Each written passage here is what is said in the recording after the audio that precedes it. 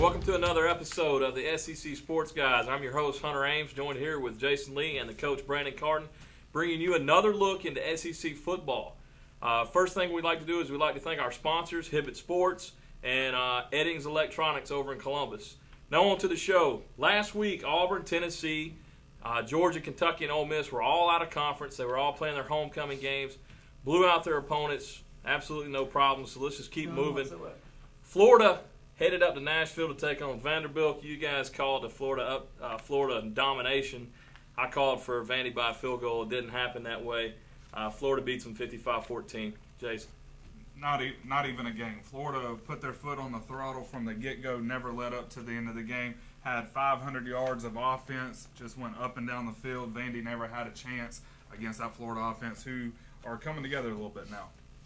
All right, in our next game, Arkansas and South Carolina. Arkansas traveled in Columbia. I missed another game. Gamecocks, they were undefeated at home. Arkansas destroyed them 41-20. Well, I told y'all when it came down to it, it would depend on the play from Ryan Mallett. Ryan Mallett has 303 yards, but he only throws one touchdown pass. And, you know, the question about the whole game was, you know, Mallett's passing attack was good, but one thing that I got to point out is Lattimore. He only had 30 yards for the whole game. You know, he got a little hurt there again, and, you know, they just couldn't do it. It ended up being turnovers and really sacks and interceptions from the quarterback. It ended up South Carolina ended up putting in 4 different quarterbacks. So, you know, when Spurrier gets questioned about it, he said, hey, you ain't going to do it, I'll throw another one in there. Mm-hmm. You know, Arkansas had an answer for it every time. South Carolina just couldn't help it. Very, very impressive win on the road. LSU, Alabama, the Crimson Tide headed down to Baton Rouge. It wasn't a night game. You know, they're known for their night games in Death Valley. It wasn't a night game. It was an afternoon game. LSU took care of business 24-21. Give us your take on that, Jason. It was a great game down to the wire. The biggest play of the game, I believe, 4th down and 1. LSU runs a reverse. Alabama not even prepared for it. Gets the first down, pretty much runs out the clock, and that was all she said from there. Carden, I'll give you props on this one. The last 3 weeks for LSU, you've been saying they've got to pick a quarterback, and they did this week. They went. Jefferson had a great first half. Les Miles decided to go with him instead of playing the 2-quarterback system, and I truly believe, and I think you're the same, I think that was the difference in the second half. It would have to be, and it actually took Jefferson getting hurt and then him putting Lee in the game and realizing, you know, we're better when we have a quarterback that can run the football. And, you know, Jefferson luckily came back in and was able to do what he was doing. You know, you look right here, even when he was throwing the football, he was 10 for 13. So if you're 10 for 13 and you're running the football, why do you take him out of the football game? Here's a good note for you right here. There's a stat for you. 8 different players ran the ball for LSU, 225 yards. Wow. When you got 8 guys running the ball, you don't know who's coming. Big question of the night was Alabama's dynamic duo of running backs only had 125 yards combined, 1 touchdown. You got to look at Alabama and go, what's going on? I'd like to get your take on this. I know we normally don't do this, but I'd like to get your take, Coach. Alabama, they're filled with weapons. They got McElroy, Ingram, Richardson, Julio Jones, Marquise Mays.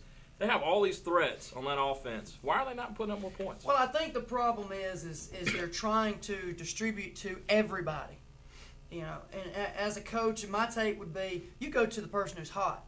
You know, if it's Richardson, give him the ball. If it's Ingram, if your running game is unstoppable, you do the run. Then you feed off of the run with the play-action pass. And then you go back to the run. That way they don't know what's coming. And, you know, right now teams are going, oh, we know. We stop you on the run, you got to go to the pass. So they're loading up the run, you know, for the run, and they're looking for the pass. So, you know, Alabama, it's not a question anymore what they're going to do. Everybody's figuring out this is what you got to do to stop Alabama. You put the ball in Greg McElroy's hands, they're finding out it's not going to be successful. Well, good deal. Let's move right on into Player of the Week. SEC Offensive Player of the Week, none other than Niall Davis, the running back over at Arkansas. Tell us a bit more about him. Had 110 yards on 22 carries, 3 touchdowns against South Carolina. He was the big difference offensively offensively for Arkansas in that game. South Carolina didn't have an answer for him. Now we all know about Ryan Mallett and the throwing abilities there and that passing attack, but you throw in a quarterback getting over 100 yards and 3 touchdowns, that's going to be hard to stop on that offense. Good.